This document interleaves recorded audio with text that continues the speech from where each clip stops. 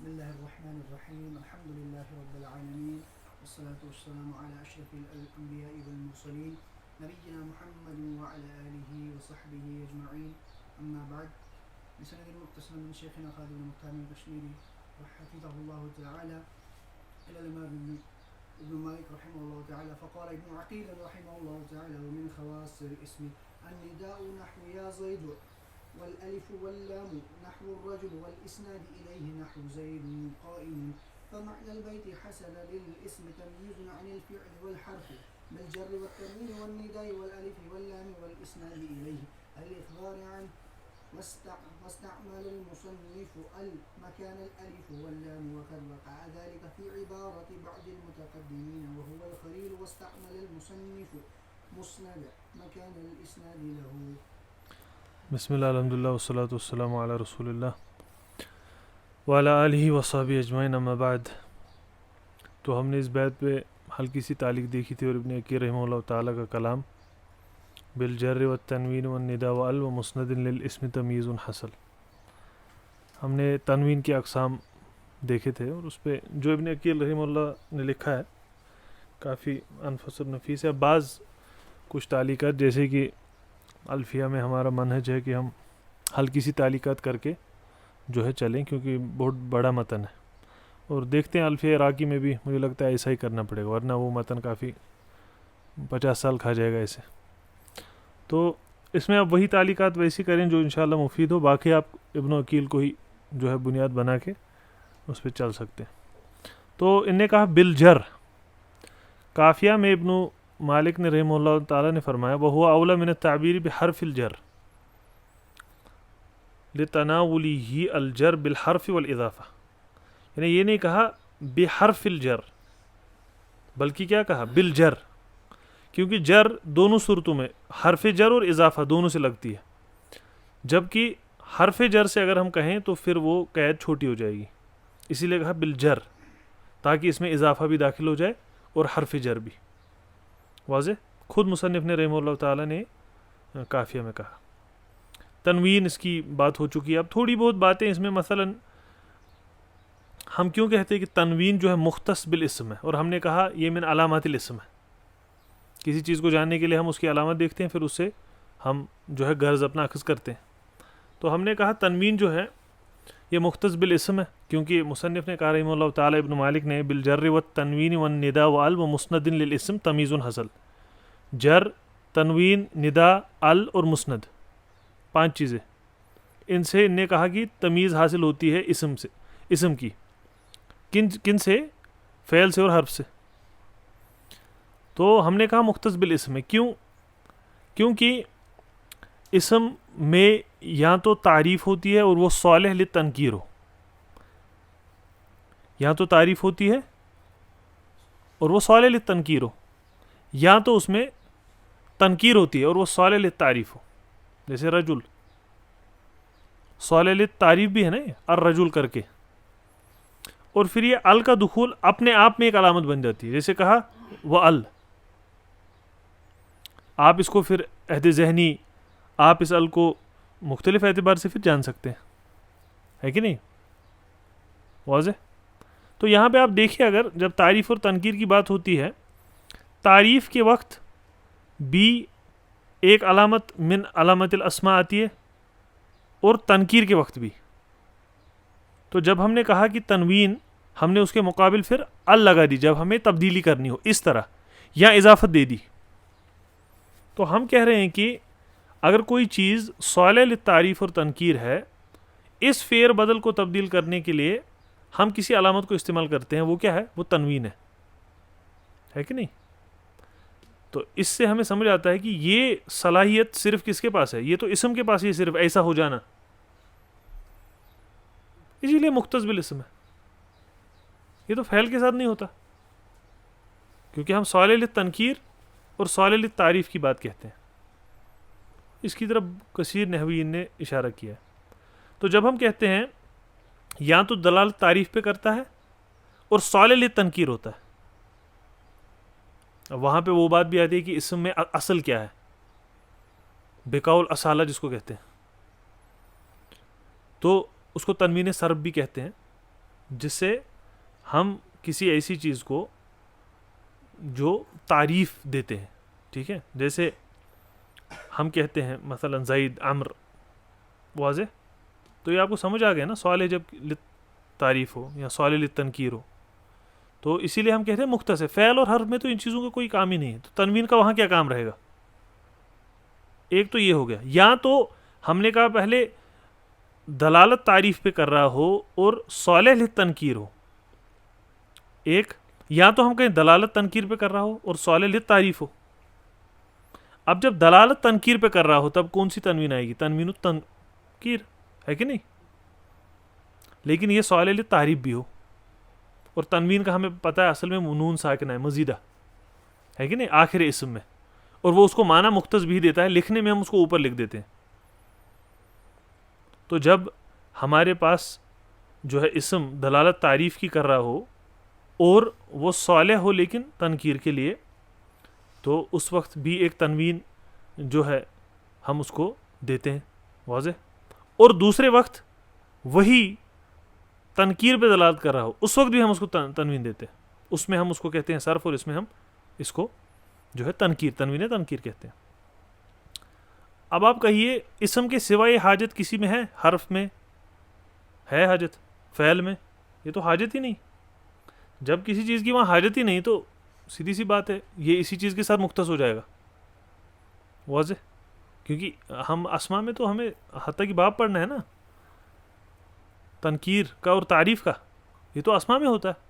اب تنوین اسی کام کو آپ کے لیے آسان کرتی ہے، اسی کے لیے وہ وہاں داخل ہو جاتی ہے. اس طرح سمجھنا ہے. یعنی ایک تو ہے کہ وہ ہم جانتے ہیں کہ یہ من علامات الاسم ہے. اب ہوگا کیا؟ اب دیکھیے جب کسی کے سامنے تنوین آئے گی نا، اس کو سمجھ آئے گا کہ یہ تنوین کون سی تنوین ہے، اور اس کو کوئی چیز بنا کے دے دو، آپ کہے گا نہیں یہ تو اسم والی تنوین نہیں ہے، کم سے کم ان دو میں سے تو نہیں ہے. اس کے بعد دوسری، اب آپ مضاف اور مضاف الیہ بناتے ہیں، ہے کہ نہیں؟ مضاف مضاف الیہ بناتے ہیں، اس کے بدلے عوض آ جاتی ہے، یہ بھی اسما کے ساتھ ہی ہوتا ہے، واضح؟ یہ بھی تو اسما کے ساتھ ہی ہوتا ہے، مضاف مضاف الیہ بنا کے، ہے کہ نہیں؟ اس کے بدلے عوض دیتے ہیں، تنوین عوض جس کو آپ نے کہا. اسی طرح آپ اسما میں تبدیلی کرتے ہوئے مقابل دیتے ہیں تنوین. تو اس طرح اس کو آپ سمجھیے، اس طرح ہم نے اس کو پڑھ لیا تھا. بعض طلبہ ایسے کرتے ہیں، مثلا ایسے پڑھ لیا اور بس وہی پتہ ہے، لیکن اس کی گہرائی نہیں معلوم. لیکن گہرائی کے ساتھ چیز یاد رہے گی تو پھر کیا رہے گا؟ پھر ذہن میں بھی واضح رہے گا، پھر فروق سمجھ آتے ہیں اچھی طرح. تو وہاں مقابل، اس کے مقابل، یہ تو چار دن ہے جو مختص کہی، تو جب ان نے کہا بجر تو وہ تو ہو گیا واضح. و تنوین، جب ہم تنوین کی بات کریں تو تب ہم کیا کہیں گے؟ کچھ تنوین ایسی ہیں جو مختص بالاسماء ہے اور یہاں انہی کی اصل میں بات ہو رہی ہے، اور کچھ جو ہے پھر ان کی، جیسے آپ نے مثال دیکھی لاحق اور گالی تنوین، وہ ہم نے کہا ضرورت شعر میں، اور وہ مختص بالاسم نہیں ہے، ان میں کافیہ مطلقہ غیر مطلقہ وہ دیکھ لیا، وہ آپ مقیدہ وہ دیکھ لیا آپ. تو اسی طرح اگر ہم کہیں جر پھر داخل کہیں اور ہوتا ہے، فعل میں ہو گیا، تو وہاں پہ اس کے اپنے کیا ہوتے ہیں؟ تعویلات، اور وہاں اپنی تعبیرات ہوتی ہے. اس کو ابن ہشام نے قطر میں بھی واضح کیا ہے، وہ آسان ہے. یہ ایک بات ہو گئی واضح.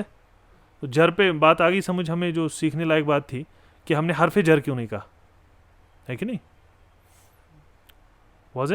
اور ہم نے کیوں کہا جر؟ کیونکہ جر سے اضافہ بھی اس میں داخل ہو جاتا ہے، موسع ہو جاتا ہے. اور تنوین کی اقسام اور تنکیر اور وہ بھی واضح ہو گیا. اس کے بعد ندا. اب ندا کی اصل میں تعریف کیا ہے جو نحوین کرتے ہیں؟ وہ نحوین اس کی تعریف کرتے ہیں، ہوا تسویتک بمن ترید اقبالہ علیک لتخاطبہ بحرف من حروفہ. آپ کی آواز ہے کس کی طرف؟ متوجہ، جس کو آپ چاہتے ہو اپنی طرف متوجہ کرنا، بلانا، مخاطب اس سے ہونا چاہتے ہو، تو یہ ندا ہے. اب اس کا وجہ اختصاص بالاسم کیا ہوگا؟ جیسے ہم نے کہا تنوین کا وجہ اختصاص، ہم نے وہاں تعریف اور تنکیر کی بات کی، اضافہ کی بات کی، مقابل ہونے کی بات کی. اب آپ دیکھیے جو تنوین اسم کے ساتھ مختص نہیں ہے نا، ان میں آپ دیکھیے چیزیں نہیں ہیں، اسم میں ویسی چیزیں ضرورت نہیں جو اس تنوین میں ہے کہ نہیں. تو اس میں کیا وجہ اختصاص ہوگا بالاسماء جب ہم ندا کی بات کرتے ہیں؟ ایک اور کیا ہو سکتا ہے؟ مطلب جو سب سے قوی چیز آپ مانیں. آپ کہیں گے وجہ اس کے اختصاص اس کا یہ ہے کہ جب میں نے کہا نا میں ساؤتھ سے کسی شخص کو مانیے پکار رہا ہوں، اپنی طرف مخاطب کرنا چاہ اور اس کے بعد اس سے بات کرنا چاہ رہا ہوں، اصل میں کیا کر رہا ہوں؟ میں ایک فعل واقع کر رہا ہوں کسی مفعول پہ، ہے کہ نہیں؟ اصل میں تو بات وہی ہو رہی ہے نا. تو وجہ اختصاص ہے کہ جو یہ منادہ ہے یہ مفعول فی المعنی ہوتا ہے. جب یہ مفعول فی المعنی بن گیا پھر کیا ہوگا؟ وجہ الاختصاص بالاسم. واضح؟ مثلا کیونکہ اگر آپ کہیں یا زید یا عمر، اگر آپ مثلا کہیں اصل میں آپ کیا کہہ رہے ہیں؟ انادی زیدن، ہے کہ نہیں؟ ادعو زیدن. تو وجہ اختصاص بالاسماء کیا بنے گا؟ اس کا مفعول ہونا. واضح؟ اور مفعولیہ کن کی خصائص میں سے؟ حرف کی، فعل کی، کس کی خصائص میں؟ اسم کی خصائص میں. اس طرح ہم کہیں گے کہ بھائی اگر ایسی کسی چیز کو آپ بلا رہے ہو جو ایسی نہیں آپ کو کہ نہیں یہ کچھ اور ہو رہا ہے کہ نہیں؟ اصل میں ذوق عربی اس کے الفاظ کے داخل فہم سے سمجھ آتا ہے، ظاہر سے نہیں. تو اب آپ کو جب یہ بات واضح ہوگی کہ مفعولیہ جو ہے من خصائص الاسم ہے، اور ہم جب پکارتے ہیں کسی کو وہ اعلیٰ قوتی مفعول ہوتا ہے، معنی مفعول ہوتا ہے، تو سیدھی سی بات ہے نداۃ و مختص کس کے لیے ہو جائے گی؟ اسم کے لیے ہو جائے گی. اب اگر یہ کہا یا نعم المولا یا نعم النصیر، یا جیسے یا دار سلمہ مثلا، اگر ایسی چیزیں کہی گئی تو یہ داخل نہیں ہے اس میں جو ابن مالک رحمہ اللہ تعالیٰ فرما رہے ہیں، کیونکہ کہیں فعل آ رہا ہے، کہیں اور کوئی چیز آ رہی ہے. ٹھیک ہے، جیسے الا یسجدو، یہ اس میں داخل نہیں ہے. کیوں؟ کیونکہ دیکھیے نظم، دیکھیے کیا ہے نظم، کیا آپ کو کہہ رہی ہے؟ نظم کہہ رہی ہے آپ کو بالجر والتنوین والندا. کیا کہہ رہی ہے؟ ندا کہہ رہی ہے نا، ندا. آپ کو حرف ندا نہیں کہہ رہی. کیا کہہ رہی ہے؟ ندا کہہ رہی ہے. تو جب آپ کو ندا کہہ رہی ہے اور حرف ندا نہیں کہہ رہی ہے، اس سے آپ یہ نہیں کہہ سکتے کہ یا اگر کسی چیز پہ داخل ہوا وہ اسم ہے، کیونکہ وہ حرف ہے. اور اس پہ بس سے بات شاطبی رحمہ اللہ نے بھی کی ہے، اور نحویین اس پہ کلام کرتے ہیں. اس طرح اس کو سمجھنے کا طریقہ ہے، کیونکہ ناظم نے جو لفظ لایا ہے بہت بڑے نحوی تھے، امام تھے. تو حرف ندا ہے، اگر حرف ندا ہے وہ تو الگ چیز ہے، لیکن یہاں ناظم نے بات کس کی ہے؟ ندا کی، نفس الندا. اب آپ کہیں ندا یا نعم المولا، اگر آپ نعم کو اعلیٰ قوت الفعل لیتے ہیں تو اس کا تو مطلب ہی نہیں بنتا. کیوں؟ کیونکہ آپ پہلے ہی بتا چکے ہو نا، بلا کس کو سکتے ہو؟ صرف اسم کو. واضح؟ اور وہ اپنے آپ میں کسی چیز پہ دلالت کرنے والی چیز ہوتی ہے. تو پھر تو اگر آپ یہ کچھ بھی کہہ دے، اور ایک تو یہ، اور دوسری آپ ویسی کسی چیز کو نہیں پکارتے نا جو جواب نہیں دیتی. اس سے عقائد کے بحث بھی آتے ہیں. آپ پکارتے کس چیز کو ہیں؟ جو جواب دے آپ کو. اسی لیے تعریف میں کیا کہا؟ تثبیتو کا بمن ترید اقبالہ علیک لتخاطبہ بحرف من حروفی. تو دو چیزیں آپ نے کہی. آپ نے کہا ندا ایک چیز ہے اور حرف ندا ایک چیز ہے. واضح؟ اور جو پکارے جانے والی چیز ہے وہ آپ کو جواب دیتی ہے. واضح؟ یا کوئی ایسی چیز جو مقام جو ہے منادا، یا مقام جس کو مندوب بھی کہتے ہیں، ہے کہ نہیں، اس پہ ہو. تو اسی لیے مختص یہ ندا حرف ندا نہیں ہے. تو ویسے بھی آپ جواب دے سکتے ہیں، اور اس کے وجوہ بہت سارے ہیں. آپ محذوف کاٹ کے بھی جواب دے سکتے ہیں، ہے کہ نہیں. یا ہاؤلائی نہیں. سمجھ آ گیا نہیں؟ تو تنوین کی بات سمجھ آ گئی. اب ندا کی بات سمجھ آ گئی، دقائق اس کے سمجھ آئے. تو اس طرح بات کو ذہن میں رکھنا ہے. اس کے بعد کیا کہا؟ بالجر والتنوین والندا ال استعمال کیا. اور جیسے کہ آپ نے قرات میں سنا کہ ابن وکیل نے کہا متقدمین بعض استعمال کرتے تھے، اور ال کو اختصاراً لایا، ہے کہ نہیں، ورنہ الف اور لام ہے کہ نہیں. الف اور لام، یہ معبر اصل میں الف اور لام سے ہے. یہ کیا ہے؟ ادات تعریف ہے. اب تعریف کی جب بات کریں کس کو دیں گے؟ آپ فعل کو. دیکھیے اب بحث ہی نہیں ہے. اب یہ بحث ہی نہیں ہے، اب تو آپ بحث ہی نہیں کریں گے اس پہ. ال کے ظاہر ہے وہ تو فعل کو دے نہیں سکتے، ضرور کچھ نہ کچھ ہو گیا اندر. واضح؟ اگر یہ للتعریف للعہد للجنس زائدہ ہو موصولہ ہو، ساری چیزیں کس پہ داخل ہوتی ہیں؟ اسم پہ. بس یہ تو بالکل آسان ہے. کیوں؟ کیونکہ آپ کے ذہن میں پہلے ہی وہ بات داخل ہو چکی ہے. کون سی؟ کہ ہم تعریف اور تنکیر کی بات جب کرتے ہیں اس میں تو التعریف کے لیے، پھر اس میں آپ مختلف عہد اور جنس اور وغیرہ، وہ اللہ جل وعلا کرے کہ ہم مغنی اللبیب کو کبھی دیکھ پائیں، تعلیق کر پائیں. بہت انفس کتاب ہے لیکن وقت کا مسئلہ ہے، اور وہ سیکھنے لائق کتاب ہے، اور وہ ابن ہشام رحمہ اللہ تعالیٰ کا مقام دکھاتی ہے فن میں. علی کل حال بالجر والتنوین والنداء وال ومسند للاسم، مسند للاسم، یہ مہم ہے. اور اس کو کیا کہا ابن ہشام نے؟ انفع التعریف، ہے کہ نہیں؟ انفع التعریف. اور کہا یہ سب سے انفع علامت ہے المذکورہ. کہا وہذی العلامہ انفع العلامات المذکورہ للاسم وبحستدل علی اسمیت التا فی ضربت الا ترى انها لا. اور آپ دیکھیے ضربت میں آپ کون سی علامت اب داخل کریں گے؟ تا. ضربت اسمیہ کیسے کہا؟ کہا دیکھیے اس پہ تو الف لام داخل نہیں ہوتا، تنوین بھی نہیں ہوتی، کوئی علامت اس پہ داخل نہیں ہوتی. اب آپ کیسے ثابت کریں گے ضربت میں تا کی اسمیہ؟ وہ کس سے ہوتی ہے؟ اسناد سے. واضح؟ اب دیکھیے اسناد ہے کیا. یہاں انہیں مسند لفظ کیا، اسناد نہیں ہے کہ نہیں؟ مصدر استعمال کیا، اسند اسنادن اور مسند استعمال کیا. تو جب کہا مسند للاسم بالجر والتنوین والنداء وال ومسند للاسم تمییز حصل. آدھے نسخ میں تمیز کے بدلے دوسرا لفظ ہے، کون سا ہے؟ میزو، ہے کہ نہیں؟ میزو حصل. دیکھیے اب یاد رکھیے اسناد دو طرح سے ہوتی ہے، یہ بھی سمجھنے کی بات ہے. دو طرح کی اسناد ہوتی ہے. ایک اسناد بے اعتبار المعنی ہوتی ہے، معنی کے اعتبار سے اسناد ہوتی ہے، اور اس اسناد کو اسنادن حقیقیاً کہتے ہیں، یا اس کو بعض کہتے ہیں اسنادن وضعیاً، اسنادن حقیقیاً یا اسنادن وضعیاً.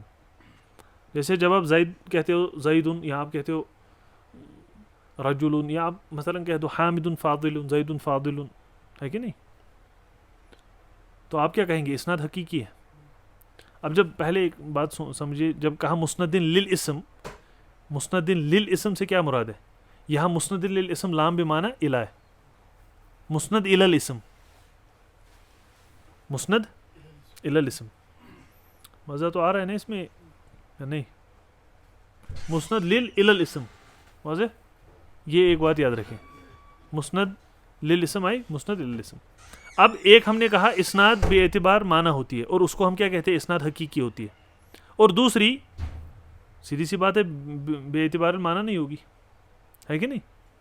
کیونکہ ہم جب کہتے ہیں، جب مؤلف نے یہاں بات کی، ٹھیک ہے، ان نے بات کی اسناد بے اعتبار المعنی، دوسری اسناد بے اعتبار لفظ نہیں کی. تو جب وہ کہہ رہے ہیں نا یہ خصوصیت ہے اسما کی، کون سی چیز؟ اسناد. وہ کہہ رہے اسناد حقیقی، اسناد لفظی نہیں. مثلا میں آپ کے سامنے کہتا ہوں، آپ مجھے بتائیں قام فعل ماضن، قام اس کے اعراب کیا ہیں؟ ٹھیک ٹھیک، لیکن قام کیا بنے گا؟ مبتدا. کیسے؟ ٹھیک، قام فعل اگر، لیکن آپ دیکھیے لیکن آپ کیا کوئی فعل ماضی کبھی کھڑا ہو سکتا ہے؟ ہم نے کہا ہم یہاں کہیں گے کہ یہ لفظی ہے، اس کا معنی نہیں ہے، حقیقی نہیں ہے.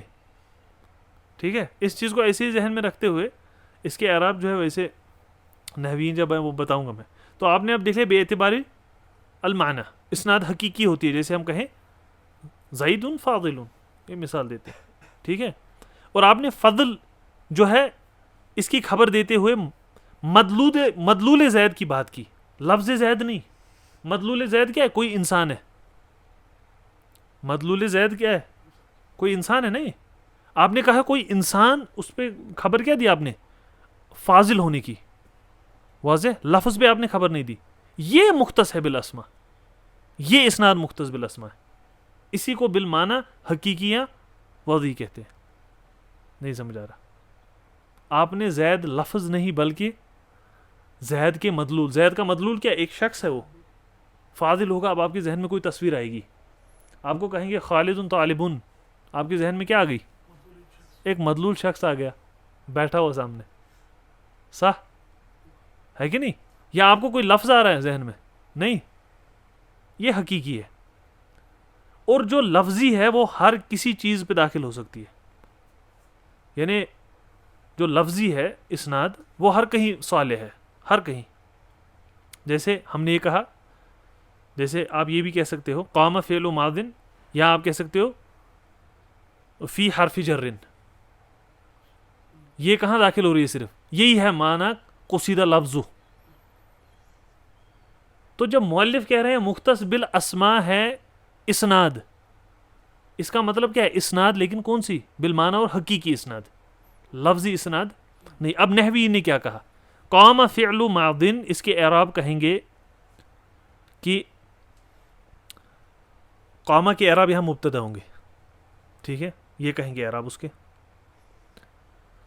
اب جب یہ مبتدا اس کے اعراب کریں گے، لیکن مبتدا نہ تو فعل ہو سکتا ہے، نہ تو حرف ہو سکتا ہے، نہ جملہ ہو سکتا ہے. ٹھیک ہے کہ نہیں؟ کیونکہ آپ مطلب جملے سے ابتدا کیسے کر سکتے ہو؟ واضح؟ اب یہاں لیکن تناقض آ جائے گا پھر، کیونکہ آپ قوم کو اور مبتدا بنا کے بیٹھ گئے. پھر ہم کہیں گے دیکھیے یہاں آپ پریشان، قوم فعل و ماضی میں آپ پریشان مت ہو جائیے. یہاں پہ لفظی اسناد کی بات ہو رہی ہے. کس کی؟ لفظی اسناد کی، معنوی اسناد کی نہیں. نہیں سمجھ آ رہا؟ واضح؟ مثلا یہ دیکھیے گا لا حول ولا قوت الا باللہ کنز من کنوز الجنہ، شروعات کہاں سے ہو رہی ہے؟ اب اس کو آپ کیسے مسند کہیں؟ لا الہ الا اللہ وحدہ لا شریک لہ، یا لا حول ولا قوت الا باللہ. یہ تو کوئی آپ کو مدلول سمجھ آ رہا ہے؟ اس سے آ رہا ہے؟ اس سے کون سا مدلول سمجھ آئے گا؟ زید سے شخص سمجھ آ رہا ہے، اس سے کون سا مدلول سمجھ آ رہا ہے؟ کوئی سمجھ نہیں آئے گا مدلول، ہے کہ نہیں؟ واضح؟ اللہ کہ آپ کو یہ سمجھ آ رہا ہے لا حول ولا قوت الا باللہ. اور اس طرح کی ہر کسی چیز کا آپ ایسے ہی جواب دے سکتے ہیں. واضح؟ کس طرح؟ اسناد لفظی اور اسناد معنوی. اب دیکھیے دوسری ایک بات اس میں بہت مہم ہے. اسناد الاسم ہے کیا اصل میں؟ خبر ان الاسم ہے کہ نہیں؟ مبتدا خبر ہے نہیں. اسناد اصل میں کیا ہے؟ اخبار عنہ ہے، اخبار عنہ. یا اس کو کہا ہے نہیں طلب بن بمطلوب منہ، لیکن آپ وہی یاد رکھیے کہ اخبار عنہ. واضح؟ اب خصائص اسم میں کیا ہے؟ خلاف فعل اور حرف کے کہ آپ اخبار عنہ کرتے ہیں. آپ یہ یاد رکھیے، آپ کیا کرتے ہیں؟ اخبار عنہ، اس کے بارے میں خبر دیتے ہیں. اب فعل جو ہے وہ بھی اسناد لیتا ہے. ٹھیک ہے، ہم کہتے ہیں لیکن وہ لا یسند علیہ. سمجھ آ رہا ہے؟ لا یسند علیہ، اس کا مطلب کیا بنے گا؟ یخبر بہ ولا یخبر عنہ، یخبر بالفعل ولا یخبر عنہ. اما الاسم، ہم کیا کرتے ہیں؟ اسم کے بارے میں کیا کہیں گے؟ یخبر عنہ. واضح؟ اور یخبر بہ بھی ہے، زید فاضل. اب فعل اس میں قوت میں نیچے ہو گیا، اسی لیے اسم اشرف ہے، اسی لیے اسم کو مقدم کیا. حرف میں آپ کیا کہیں گے؟ لا یخبر بہ ولا یخبر عنہ. واضح؟ اپنی ذات میں اس کا معنی ہی نہیں ہوتا تو آپ خبر کس سے دیں گے؟ واضح؟ اب آپ جب کہو قوم، اب دیکھیے جب آپ کہو قوم فعل و ماضن، فعل و ماضن کسی کا ابھی تک نام رکھا ہے کسی نے؟ اب آپ قوم کے بارے میں خبر دے رہے ہیں نا. اگر یہ فعل بنا کے آپ چلو تو خبر کبھی نہیں دے پاؤ گے، پھر اس کو فائل نہیں بنا پاؤ گے. آیا سمجھ؟ واضح ہوا؟ اسی لیے مبتدا اعراب اس کے ہیں. نہیں سمجھ آ رہا؟ نہیں سمجھا؟ آپ نے تو اس بات کا اقرار کر دیا نا کہ اس پہ اس کے بارے میں خبر دی جاتی ہے. فعل کے بارے میں خبر نہیں دیتے، فعل سے خبر دیتے ہیں. ہم کیا کہا؟ یخبر بہ ولا یخبر عنہ. اب آپ جب نے قوما کو فعل، آپ تو پھر اس سے خبر گڑبڑ ہو جائے گی، اسی لیے اس کو مبتدا بنانا لازم ہے. اب جب اس کو مبتدا بنا اب گڑبڑ ہوگی نا. آپ کیا کہیں گے؟ یہ اسناد دوسرے قسم کی اسناد ہے، اسی لیے ہم قصیدہ لفظ وہ کہتے ہیں. نہیں سمجھ آ رہا؟ واضح؟ تو اب آپ کو فعل میں اسم میں من جہت الاسناد سمجھ فرق آیا؟ حرف کی تو بات واضح ہے. اور ابن ہشام نے جو بتایا کہ انفع العلامات کیسے ضرب تمہیں اسناد ہے کہ نہیں؟ کیسے ہے ضرب تو سے کیسے ہمیں اسناد ملی؟ ہاں وہی خبر کے اعتبار سے ہے کہ نہیں؟ فعل کے بارے میں آپ ایسا نہیں کر سکتے. واضح؟ یہ کچھ تعلیقات تھی اس پہ، کافی ہے نا. صلی اللہ علیہ وسلم محمد علیہ وسلم.